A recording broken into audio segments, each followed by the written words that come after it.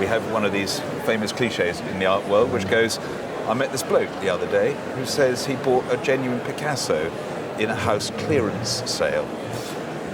Where did you buy this? A house clearance sale. And who do you think it's by? Picasso. Okay, so am I right in thinking you're from Germany? Yes, we are. We came especially to see you here in Harrogate. Well, we're deeply flattered, and let's see if we can help. Now, how did you come across this drawing? My wife and I, we don't really get the chance to do the big summer holidays anymore because we're both very busy people, and but we love to drive. So we take 2-3 days drives, different countries, and we were to the south of Paris. And my wife spotted a larger estate. They were looking like there were loads of people, loads of things going on, and we stopped and we bought a beautiful 1930s Lalique plate, a little oil painting, and a box of, I suppose, miscellaneous frames, and paid about €50 for the box. And I suppose you can tell where this story is going. So the box contains? Yes. This. When we came home, I just went through the frames and everything, and I thought, this looks interesting. And I thought, I'll give my husband a call and say, I've seen this painting and it's got a little signature, Picasso, so is it or not? I don't know. So, okay, the first thing is then you set eyes upon this object from a box which you paid €50 for, Yeah. and you see the Picasso signature, and of course, looking at the drawing itself, you can understand how it could be a Picasso. Yes. I mean, it's got that wonderfully spare line. I mean, it looks like a work of the perhaps 1920s.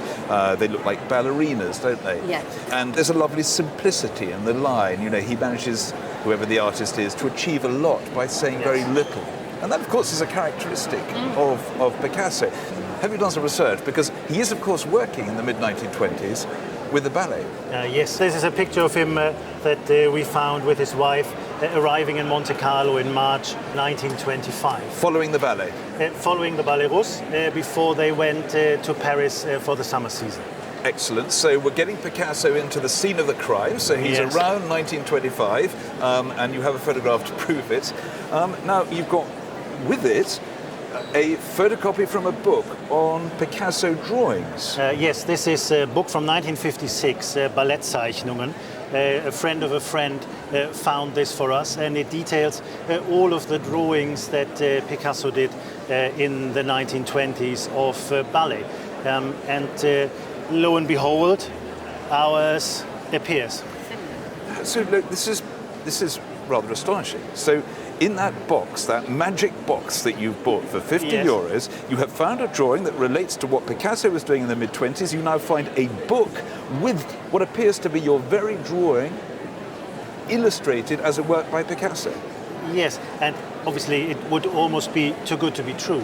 So we have another friend of a friend in Berlin, and we showed it to them to say, we have this, could you please give us an indication of what this might be?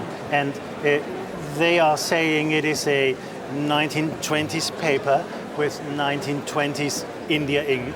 I mean, that's the crucial thing, that it's not a print, but that it could well be an Indian ink drawing of the type that he used.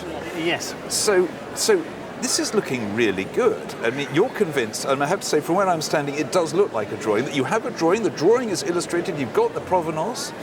Of course, you know what you've got to do next, don't you? I mean, there's only one way to get a Picasso through, and that's to go to the Picasso family and get the stamp of approval. And as I'm sure you know, that is no easy task. Sometimes they say yes, and sometimes they say no. If it's by Picasso and it's looking good, it's worth £60,000 to £80,000. Well, Picasso Institute, here we come. Well, be prepared.